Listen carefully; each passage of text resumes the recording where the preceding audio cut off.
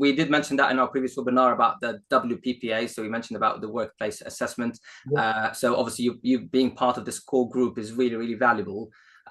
So, I mean, what do your experience going through, trying to actually, going through actually creating these WPPAs? Yeah. How do you what was your thoughts when you're doing them, and what kind of you were trying to achieve? Really good question. And I think, that fundamentally is so important in what is the point of this assessment. And whenever I start thinking about an assessment, what are we creating it for? Just digressing ever so slightly, I have been involved in working to design the trainee portfolios for other colleges, so obs and gynae and for psychiatry.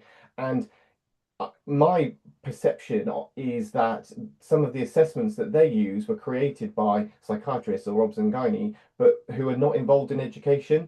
And I just think they've created some of these assessments because they think, okay, we need to have an assessment that does this or does that, but not really thought about what the end game is and what the purpose of it is.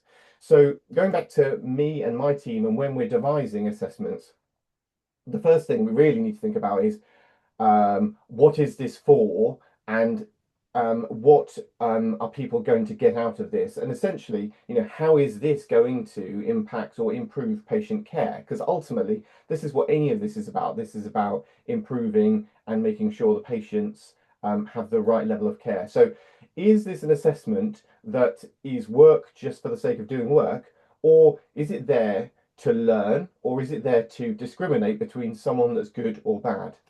Now, when I'm creating an assessment, I want trainees to learn by doing it.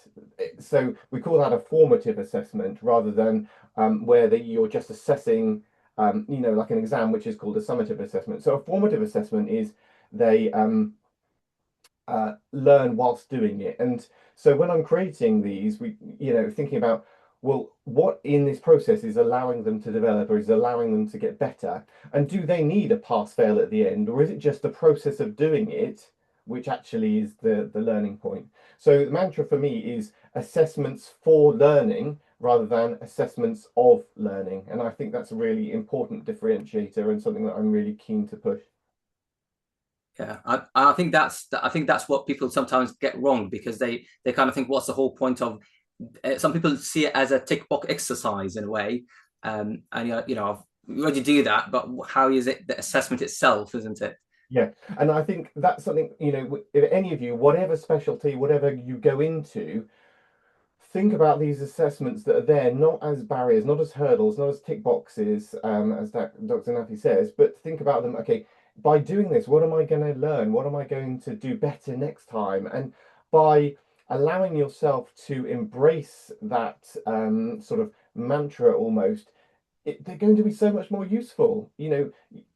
As a GP trainee in the UK, you are paid to learn, and you get quite a lot of education time and training, and actually use that time, use the resources of the people that are around you. Although we say, right, you must do 5 of these assessments a year, that's the minimum, but actually every time you do one of these, you're learning, you're bettering yourself, and you want to be the best version of you. So take these opportunities and do more so that you can be a better person and a better clinician. That would be my sort of advice, really.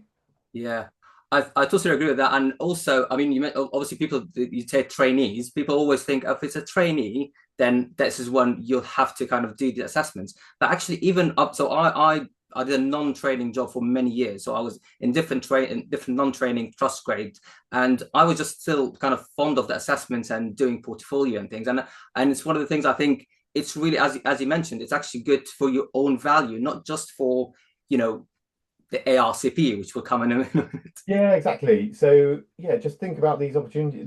Any opportunity to learn and develop is an opportunity. And even, I qualified as a GP. That's not the end of it for me. I'm constantly having to update myself because medicine is changing on a daily basis. But also, I like to sort of do better. So if I notice actually I didn't do that as well as I could, or there's definitely a gap in my learning, I have to go off and learn about it myself. So identifying those holes in your knowledge, taking these opportunities when they come up, absolutely an advocate for that.